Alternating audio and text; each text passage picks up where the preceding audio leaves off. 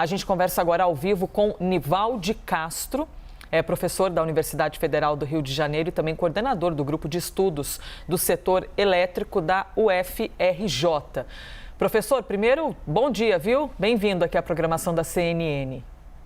Bom dia, Elisa. Bom dia, Colombo. Começando de maneira bem direta e reta, afinal de contas, pode ter alguma relação esse apagão com toda essa crise que a gente tem observado ou nada a ver uma coisa com a outra? Nada a ver. Esse foi um problema pontual, né? O sistema elétrico brasileiro é muito grande, muito complexo. Aconteceu alguma coisa num dos transformadores lá de Furnas e a energia foi restabelecida rapidamente. E foi num horário em que normalmente não é um problema de ponta, como se diz. Então, o ONS já fez um primeiro relatório e não tem nada a ver com a crise hídrica que o país está enfrentando.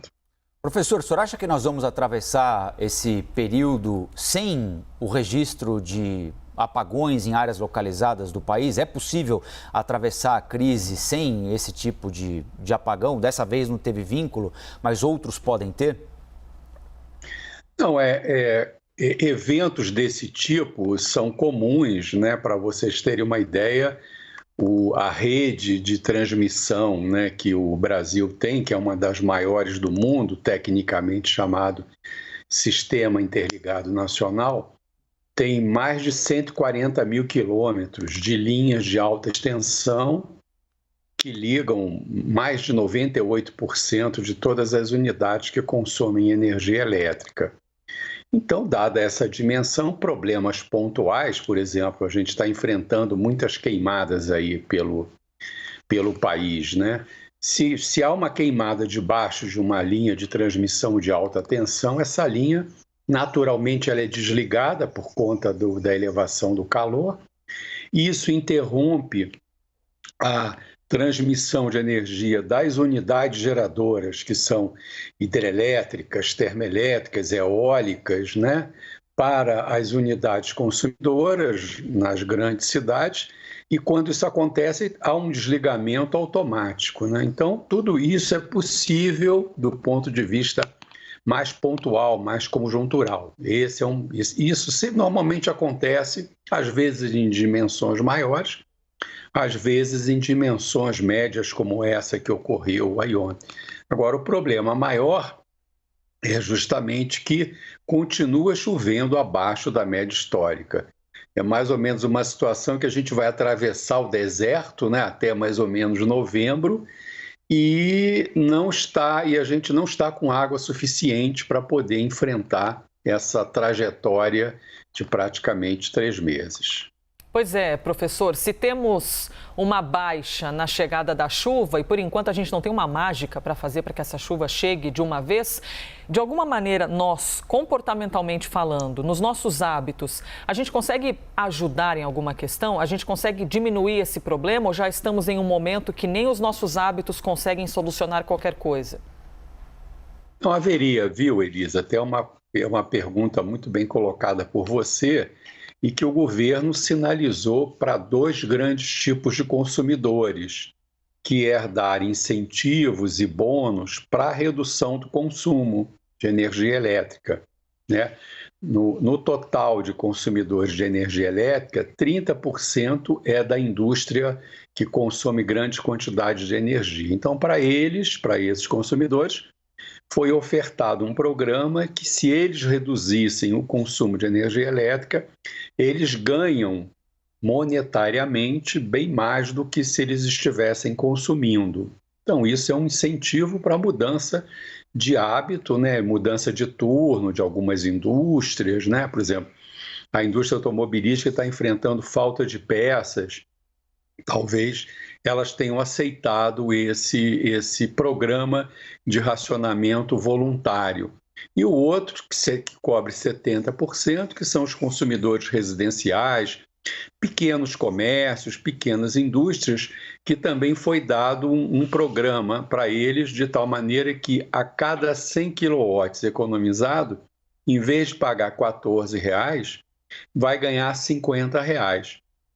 O problema é que esse programa como ele atinge um universo muito grande e distribuído, né, e capilar pelo país todo, não houve, na nossa avaliação, uma divulgação mais sistemática, por exemplo, para que você, Elisa, na sua casa, quando chegar em casa, não ligar o ar-condicionado, entende? Evitar deixar a luz acesa. Então, essa mudança de hábito de consumo está sendo estimulada por um programa, só que esse programa ainda não teve uma divulgação sistemática para que a gente consiga fazer uma redução do consumo, que nesse momento seria muito importante.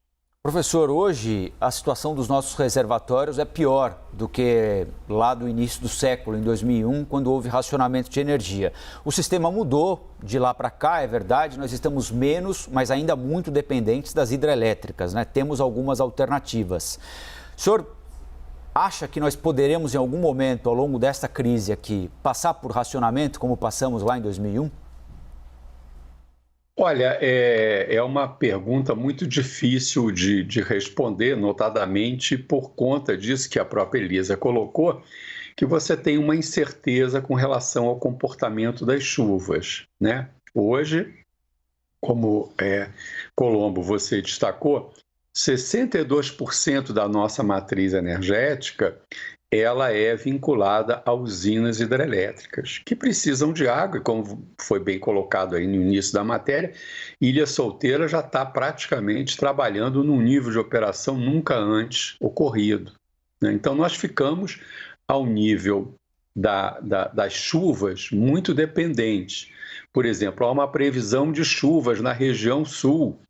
Isso é importante porque aí, se chove muito, essa chuva ultrapassa a necessidade de atender a demanda da região sul e ela pode exportar energia para a região sudeste, aonde está o grosso do consumo de energia elétrica e aonde a crise nos reservatórios é mais crítica. Então, a gente fica dependente disso. Por outro lado, o que a gente está observando é que o governo, através da ANEEL, está estimulando, está acelerando a entrada de outras usinas não hidrelétricas, porque a gente praticamente não constrói hidrelétricas há muitos anos, até para poder justamente diminuir a participação das hidrelétricas na matriz. Semana passada colocou em funcionamento uma usina térmica aqui no Rio de Janeiro, a Gás Natural do Açu, de 1.300 megawatts, acelerou o processo dela entrar justamente para ir ampliando a oferta de outras fontes que não hidrelétrica. Também foi colocada em funcionamento uma usina de biomassa de quase 300, um pouco mais de 300 megawatts. Quer dizer, está havendo um esforço muito grande de, por um lado, aumentar a oferta e, por outro lado, através desses programas, mesmo que para o consumo residencial ainda tem uma divulgação deficiente, diminuir a demanda. Nessa trajetória, a tendência é de não haver necessidade de obrigar um corte de energia, né, para os consumos, né, para os consumidores. O ONS monitora isso junto com o Comitê de Monitoramento Nacional e uma Câmara que foi criada especificamente para isso, semanalmente fazem reuniões justamente para ir vendo qual é o cenário. E até o momento, hoje, né, não há essa previsibilidade de um corte compulsório em determinados horários, em determinadas regiões. Professor, uma dúvida.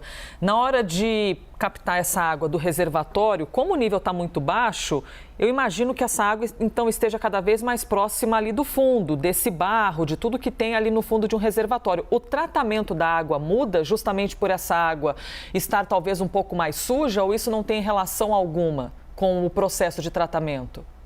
Quer dizer, não é o meu nível de entendimento, né, que é a questão de abastecimento de água. Eu até peço desculpa, então eu vou... E senso comum, viu, Elisa? Não, eu acho que não há problema não, porque são resíduos naturais e não de poluição. O mais importante, que como foi destacado aí, é, por exemplo, a suspensão do transporte dos rios, né? E isso vai ter um custo muito grande sobre alguns produtos de alimentação. Então, eu acho que também esse cenário que nós estamos analisando indica uma preocupação muito grande com o aumento do custo da tarifa de energia elétrica e de outros bens e serviços, como nesse caso do transporte fluvial. Então, há um cenário preocupante para o lado do Ministério da Economia, que é o impacto sobre a inflação, na medida em que o custo da energia elétrica está, como essa conta aí aparece claramente, em todos os bens e serviços, né? Então, se a energia ficar mais cara na minha residência, e já ficou mais caro, quase que 15%, e vai aumentar ainda mais, o meu poder aquisitivo diminui. Para a indústria, para a padaria, para o supermercado, né, para o shopping, o custo de energia sobe. Isso é repassado para os custos. Então, a gente tende a entrar aí pelo lado da energia elétrica num círculo vicioso de aumento de custos e preços e perda de poder aquisitivo por conta dessa crise hídrica que o país está passando. E como o Colombo bem colocou, é a pior que o Brasil passa, não só de 2000 para cá, mas desde o momento em que nós começamos a contabilizar estatisticamente o nível dos reservatórios. Há 91 anos, nunca o sistema de reservatórios da região sudeste passou a atingir um nível tão baixo como nós estamos enfrentando esse ano. Sim.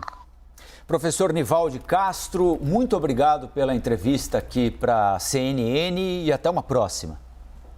Aí que chova, vamos rezar para São Pedro. Tomar no lugar certo, né? O que é mais importante até. Isso. Obrigada, professor. Bom dia para vocês. Bom dia.